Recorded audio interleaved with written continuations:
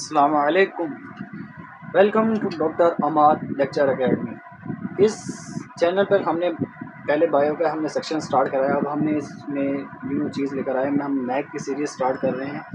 जो सबसे पहले हमने मैथ का सब्जेक्ट लिया है, और वो भी सब्जेक्ट सिम बोर्ड के 9 क्लास का लिया है।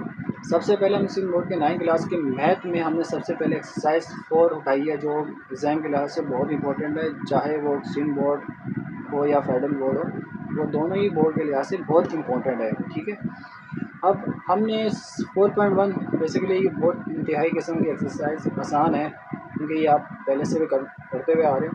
अगर हमने यहीं से स्टार्ट इसलिए लिया ताकि आप ये चीज़ अगर आपके माइंड में आती होगी तो आपको अगली एक्सरसाइजों में कोई मुश्किल नहीं होगी। सबसे पहले हमने एक्सरसाइज 4.1 का question number 1, factorise the following. सब इसके अंदर हमने 4 पार्ट्स लिखे हैं और हम तमाम पार्ट्स को सॉल्व करेंगे। सबसे पहले हम 4 को सॉल्व करते हैं। ठीक है, अब क्वेश्चन नंबर 1 है जिसमें लिखा है 4x + 16y + 24z। अब हमने बेसिकली आपको पता ही होगा, इसमें हमने कॉमन लेना है और देखना है कि इसमें सबसे कॉमन क्या चीज़ आ रही है। कि बेसिकली हम पहली चीज़ को लेते हैं कि पहली चीज़ अगर फर्स्ट डिजिट जो फर्स्ट हालांकि ये नंबर है उसके साथ एक वेरिएबल है। ठीक है, +16y + 24z। अब हमारे पास नंबर हमारे पास सब में कॉमन आ रहा है, जबकि हमारे पास वेरिएबल किसी में कॉमन नहीं आ रहा। तो ये हमारे पास वेरिएबल कोई भी इसमें कॉमन नहीं है, तो लिहाजा हम नंबर की तरफ जाएंगे। और नंबर हमारे पास सारे 16 प्लस ये 24 है। तो हमें माइंड में ये आ रहा है कि हम इसको टेबल की ही के साथ लिया जाए, अगर ताकि हमें पता चले इस इक्वेशन में हमारे पास क्या कॉमन आ रहा है। तो हम टेबल में जाते हैं कि 4 का टेबल लिखते हैं ताकि हमारे पास पता चल जाए। अगर 4 1 सा लेंगे तो हमारे पास 4, मतलब हमने यहाँ से हमने 4 कॉमन लेना है, जिसके पास हमारे पास सिंपल बच जाएगा, x बच जाएगा। और सेकंड में क्या है 16। 4 का टेबल हमने लिखा तो 4 से करीब किया जाए तो हमारे पास 16 आता है। मतलब हम 4 अगर कॉमन ले लिया जाए तो हमारे पास इसके अंदर क्या बचेगा, 4 बचेगा 16 के अंदर। और 24 4 के टेबल पढ़ा जाए 4 6 24 होता है। ठीक है, अब हमने कॉमन लेना है कि सबसे पहले हम कॉमन लेने का तरीका यही होता है कि आप जो तीनों में कॉमन है वो आप बाहर ले दो। ठीक है, बाहर ले दो। आप इस ब्रैकेट के अंदर जो इक्वेशन के अंदर जो रह चुका है, जो हमने कॉमन लेने के बाद हमारे पास जो अंदर बचेगा वो हमें इस ब्रैकेट के अंदर लिखना है। जब हमने 4 में हमने 4 कॉमन ले लिया तो हमारे पास क्या बचा है, 1 बचा है। तो हम 1x भी लिख सकते हैं और x भी लिख सकते हैं। तो मैंने लिख दिया 1x लिख दिया। ठीक है, अब ऊपर से 1 प्लस उतार दिया। ठीक है, अब 16y। अब हमने यहाँ से 4 कॉमन ले लिया तो हमारे पास क्या बचा, 4 कॉमन बचा। ठीक है, 4 4 से होता है 16, तो हमारे पास बच गया 4y। अब ऊपर से हमने प्लस उतार दिया। अब हमारे पास 24 में हमने 4 कॉमन ले लिया तो हमारे पास क्या बचा, 6 बचा। तो हमने लिख दिया 6y। तो ये हमारे पहले क्वेश्चन का पहला पार्ट सॉल्व हो गया है और बहुत इंतहाई किस्म का आसान है। इसको हम हाईलाइट करके लिखें ताकि आपको क्लियर वाज़ेह हो जाए। ठीक है, अब हम यही क्वेश्चन 1 का पार्ट 2 करने जा रहे हैं, और ये भी उसी तरह का आसान है। जस्ट हमने इसको इसी क्वेश्चन को उसी तरह का सॉल्व करना है जिस तरह पहला क्वेश्चन किया। अब हमने देखा है कि इसमें एक तो हमारे पास हमने देखा था फर्स्ट क्वेश्चन में वेरिएबल और नंबर लिया था। अब हमारे पास यहाँ पर नंबर कोई सेफ नहीं है, मतलब नंबर कोई कॉमन नहीं है। यहाँ पर 1 लिया, यहाँ पर बेसिकली 1 होता है, जो हम लिखते हैं नहीं लिखते ये हमारे पर डिपेंड है, तो उसका कोई इशू नहीं है।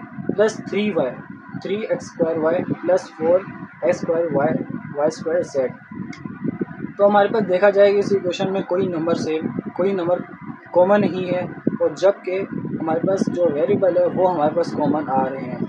तो हमने देखा है कि सबसे पहली इक्वेशन देखा जाए कि इस पहले नंबर पे x² लिखा हुआ है, और जबकि यहाँ पर हमारे पास ना y² है ना z।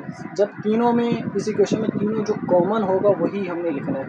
बेसिकली हमारे पास पहले पे x² है तो हमने यहाँ पे x² लिख दिया, और यही हमारे पास सबसे कॉमन है। ठीक है। और अब हमने ब्रैकेट के अंदर वही लिखना है जो हमने कॉमन ले लिया है, और जो अंदर कॉमन लेने के बाद जो बच की वैल्यू वो हमें लिखनी है, ठीक है। अब हमने एक्स स्क्वायर कॉमन ले लिया तो यहाँ पे इसके बाद सिर्फ और सिर्फ बचेगा 1, ठीक है। और प्लस हमने ऐसे ही उतार लिया। अब जब हमने एक्स स्क्वायर कॉमन ले लिया तो यहाँ पे सिंपल क्या बचा 3 और वाई बचा, तो हमने 3y लिख दिया। प्लस अब हमने यहाँ से एक्स स्क्वायर हमने ले लिया, कॉमन ले लिया, तो हमारे पास अंदर क्या बचा 4 बचा, वाई स्क्वायर बचा और जेड बचा, तो हमने यहाँ पे लिख दिया 4 बचा वाई स्क्वायर प्लस जेड लिख दिया, ठीक है। और यही हमारे क्वेश्चन का पार्ट 2 सॉल्व हो गया है। जस्ट बिल्कुल सेम ही था। हमने बेसिकली इस इक्वेशन में एक चीज़ कॉमन देखनी थी जो सब में कॉमन है, और हमें सब में कॉमन क्या दिखा एक्स स्क्वायर, और यही दिखा और हमने यही इसको सॉल्व कर लिया। इसी के साथ हम क्वेश्चन नंबर 1 का पार्ट 3 की तरफ जा रहे हैं, और ये भी उसी ही तरह का इम्पोर्टेंट आसान है, और ये ज़्यादातर MCQs में ही आते हैं इस तरह के क्वेश्चंस, ठीक है। अब इसी तरह हमने यहीं पे देखना है कि हमारे पास एक तो वेरिएबल और हमारे पास नंबर सेम आ रहे हैं कि इस पूरी इक्वेशन के अंदर हमने देखा है कि हमारे पास नंबर भी कॉमन आ रहा है और वेरिएबल भी कॉमन आ रहा है, ठीक है। एक तो ये थ्री भी आ रहा है, 3 2 ज़ा 6 होते हैं, 3 1 ज़ा 3, इस तरह कर लेते हैं, 3 1 ज़ा 3 होते हैं, ठीक है। यहाँ पर लिख दो 3 2 ज़ा 6, ठीक है। अब हमने इसमें से नंबर हमने देखा है कि हमारे पास नंबर सब में कॉमन आ रहे हैं, और एक तो हमारे पास वेरिएबल भी कॉमन आ रहे हैं, जैसे P Q P Q P Q, ठीक है। अब हमने इनको रख कॉमन लेना है, जैसे हमारे पास इसमें 3 आ रहा था, ठीक है, तीनों में 3 कॉमन आ रहा है, और तीनों में कॉमन है 3 और 6 कॉमन आ रहे हैं, ठीक है, 3 कॉमन आ रहे हैं, एंड देन पी क्यू हमारे पास कॉमन आ रहे हैं, ठीक है, पी क्यू हमने लिख दिया। अब हमने ब्रैकेट के अंदर हमारे पास जो असल वैल्यू आएगी ना, जो हमारे हम कॉमन लेने के बाद जो बच की वैल्यू वो हमें लिखनी है। तो हमने जब 3 पी क्यू हमारे पास इन सब में कॉमन था, उसके पास क्या बचा फर्स्ट इस इक्वेशन की फर्स्ट जगह पे क्या बचा, तो हमारे पास सिंपल आर बचा है, ठीक है। और प्लस उसके बाद ये सेकंड वेरिएबल 3 2 सा 6 होता है, जैसे हमने देखा कि हमने जब 3 कॉमन ले लिया तो हमारे पास सिंपल क्या बचा 2 बचा, 2 लिख दिया। और यहाँ पर हमारे पास क्या रह गया टी बच गया, क्योंकि हमने पी क्यू हमने कॉमन ले लिया है, एंड देन प्लस अगर हमने इसमें भी 3 पी क्यू ले लिया, जैसे ये पूरा दिख रहा है आपको 3 पी क्यू ले लिया, तो सिंपल क्या बचा आपके पास बचा एस बचा है। तो यही क्वेश्चन बिल्कुल वैसे ही है जैसे हमने पहले दूसरे क्वेश्चन सॉल्व किए हैं, और ये इसी के साथ हमारा ये दूसरा क्वेश्चन 1 का पार्ट 3 को आंसर हो गया, ठीक है। अब हम पार्ट 4 की तरफ जाते हैं कि पार्ट 4 बिल्कुल ही आसान है, जस्ट एक तरह बस थोड़ा मुश्किल करके लिखा मगर उतना ही आसान है। क्वेश्चन नंबर पार्ट 4 ये है, बता रहे हैं 9 पी क्यू आर ब्रैकेट में S square plus T square plus 18 Q square R square bracket में लिखा है S square plus T square. Just हमने देखना है कि इस पूरी इक्वेशन में कॉमन क्या दिख रहा है। जस्ट हमने देखा होगा कि ब्रैकेट हमारे पास दोनों की तरफ सेम है, ठीक है। तो हमने सबसे पहले हमने ब्रैकेट लिख दी एस स्क्वायर टी स्क्वायर हमने लिख दिया, भाई हमें पहले पता चल गया भाई ये दोनों सेम दिख रहे हैं, ठीक है। एंड देन हमारे पास क्या दिख रहा है कि 9 पी क्यू आर और 18 क्यू स्क्वायर आर, ठीक है। ये हमने देखना है कि ये हमारे पास क्या बच रहा है। अब हमने यहाँ पर लिख दिया तो 9, तो हमारे पास नंबर भी सेम आ रहे हैं और हमारे पास वेरिएबल भी सेम आ रहे हैं। 9 1 ज़ा 9, जैसे यहाँ पर लिख देता हूँ 9 1 ज़ा हमारे पास 9 आता है और 9 2 ज़ा 18 आता है। 9 क्यू आर को हम एक तरफ लिख देते हैं, ठीक है, प्लस 18 क्यू आर स्क्वायर। ये दोनों कॉमन आ गए। अब ये दो वैल्यू हमारे पास बच गई। अब हम इन दोनों में जो कॉमन आएगा वो हमने अलग लिख देना है। जैसे हमने लिख दिया S square plus B square. अब हमने देखना इन दोनों में कॉमन क्या आ रहा है, ठीक है। अब हमने देखा कि 9 भी इन दोनों में कॉमन आ रहा है। 9 में से 9, एक तो 9 में से 9 होता है, 9 2 सा 18 होता है, तो हमारे पास 9 इन दोनों में कॉमन आ रहा है, ठीक है। तो हमने 9 बाहर लिख दिया। और एक और क्या कॉमन दिख रहा है, क्यू भी दिख रहा है, इसमें भी क्यू है, ठीक है। यहाँ पे स्क्वायर लिखा है तो हमारे पास इसमें 2 क्यू है, यहाँ से हमने एक क्यू कॉमन ले लिया। एंड देन क्यू उसके साथ क्या लिखा है आर यहाँ पर 2 है तो हमने 2 कॉमन ले लिया। जैसे हमने पहले क्यू ले लिया, ठीक है, और देन उसके बाद क्या ले लिया, आर ले लिया। तो हमारे पास अंदर क्या बचा है, हमारे पास सिंपल अंदर बचा है 1 और प्लस अगर हमने 9 बाहर कॉमन ले लिया तो इसके पास क्या बचेगा, सिंपल 2 बचेगा जो हमने कर लिया, ठीक है। और इसके पास क्या रह जाएगा, सिंपल क्यू और आर रह जाएगा। ये हमारे पास सॉल्व, इसको हम तरतीब देना चाहें तो 9 तो हमने यहाँ बाहर सबसे पहले किया R S square plus P का स्क्वायर, और हमने ये वैल्यू लिखी 1 प्लस क्यू आर। ये हमारे पास आंसर क्वेश्चन 1 का पार्ट 4 सॉल्व हो गया है, ठीक है। अब हम अगले क्वेश्चन 1 के 2 पार्ट रिमेनिंग है, इसको हम सॉल्व करते हैं। क्वेश्चन 1 के हम 4 पार्ट कर चुके हैं, अब हम 5 और 6 की तरफ आते हैं। सोल्यूशन हम देखा है, अब हमने क्वेश्चन पार्ट 5 में है देखा कि हमारे पास ये इक्वेशन हमारे फ्रैक्शन के फॉर्म मिलकर, इससे ज़्यादा कुछ वैसे ही क्वेश्चन है, जस्ट हमारे को एक तरह फ्रैक्शन में लिखा हुआ है और हमने सॉल्व इसी तरह के लाइन वाइज करना है। जैसे हम ऊपर की अब हम ऊपर में देखते हैं कि हमारे पास फ्रैक्शन ऊपर कॉमन क्या आ रहा है। अब हमने देखा कि ये हमारे पास सब वेरिएबल्स लिखे, अब हमने वेरिएबल्स को कॉमन लेना शुरू किया।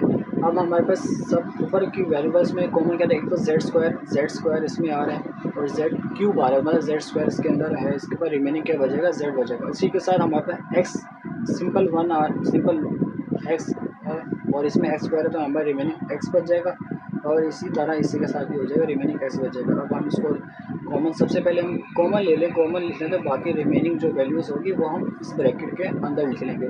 हमारे पास कॉमन सबसे पहले क्या आ रहा है, जेड स्क्वायर, इसको थोड़ा हम ऊपर लिख देते हैं सोल्यूशन को, अभी क्लियर दिखे, जेड स्क्वायर बच गया और साथ में एक्स हमें सब में कॉमन दिख रहा था। अब हमारे पास रिमेनिंग जो नीचे की वैल्यूज़ है उसको हम कॉमन कैसे लेंगे, हमारे पास हमें पहले भी सॉल्व इसी तरह करके 16 का बता 4 4 से 16 होते हैं, और 8 का बता 4 2 से 8 होता है, और 4 के डबल में कब आते हैं, 4 3 से 12 होते हैं। तो हमने देखा कि हमारे पास इन सब में कॉमन 4 आ रहा है, ठीक है, चाहे वो 16 में हो, चाहे वो 8 में हो, चाहे 12 में हो, ठीक है। अब हमें पता है कि सब में कॉमन हमारे पास क्या दिख रहा है, 4 दिख रहा है, तो हमने यहाँ पे 4 लिख दिया, ठीक है। अब हमने ब्रैकेट के अंदर वो लिखना है जो हमारे पास सबसे रिमेनिंग वैल्यूज़ हो, ठीक है। इसको हम हटा देते हैं। अब हमने रिमेनिंग वैल्यूज़ लिखनी है तो यहाँ पर जेड सी बात है, जब जेड स्क्वायर ऊपर कॉमन आ गया, एक्स भी कॉमन आ गया, तो हमारे रिमेनिंग ऊपर क्या बचा, 1 बचा। अब उसके बाद हमने 4 कॉमन लिया तो हमारे पास रिमेनिंग क्या बचा, 4 बचा माइनस। अब हमारे पास देखना है, हमने देखा है कि एक्स सिंपल एक्स हमारे पास चले गया तो रिमेनिंग क्या बचा, एक्स बचा, और जेड स्क्वायर पूरा का पूरा ही हमारे पास कॉमन आ चुका है, जो कि हमारे पास कुछ भी नहीं बचेगा, सिंपल एक्स बचेगा। और अपॉन में वैल्यूज़ क्या बचेगी, 4 2 से हमने यहाँ पर सॉल्व करते तो हमारे पास रिमेनिंग क्या बचा था, 2 बचा, जो हमने 4 कॉमन ले लिया। प्लस अब हमने देखा कि जेड एक्स स्क्वायर हमने कॉमन ले लिया, जिस तरह हमने यहाँ पर देखा था ना, एक्स स्क्वायर में एक्स कॉमन चले गए तो हमारे पास रिमेनिंग क्या बचा, एक्स बचेगा। और जेड क्यूब में से जेड स्क्वायर चले गया तो सिंपल जेड बचता है, जेड क्यूब में से जब हमने जेड स्क्वायर कॉमन ले लिया, और हमारे पास रिमेनिंग जो हमारे फ्रैक्शन में जो नीचे का वो नंबर है। अब हमने उसमें देखना है कि अगर हमने 4 कॉमन ले लिया तो हमारे पास क्या बचेगा, 4 3 से 12 होता है तो रिमेनिंग हमारे पास 3 बचेगा, जो कि हमारे पास ये पार्ट 5 सॉल्व हो चुका है। अब हम नेक्स्ट पार्ट 6 की तरफ आते हैं। ये भी वैसा ही है जिस तरह हमने पार्ट 4 समझा था। इस इक्वेशन में हमें सब में दिख रहा है कि ब्रैकेट के अंदर की तमाम सेम है, x माइनस वाई, तो हमने यहाँ पे 4 ही होता x माइनस वाई हमने लिख दिया। ठीक है, अब हमने देखा कि हमारे पास रिमेनिंग क्या बचा, जिस तरह हमने उस पार्ट 4 में किया था। हमारे पास यहाँ पे ए बचा है माइनस ए क्यूब बी प्लस ए स्क्वायर प्लस बी स्क्वायर। हमने ये लिख दिया माइनस ए का क्यूब बी प्लस ए स्क्वायर बी का स्क्वायर। ठीक है, अब हमने देखा कि अब हमने इन सब में कॉमन लेना है। ठीक है, अब ये तो हमारे पास कॉमन निकल आया, तो x माइनस वाई स्क्वायर हमने ऐसे ही उतार लिया।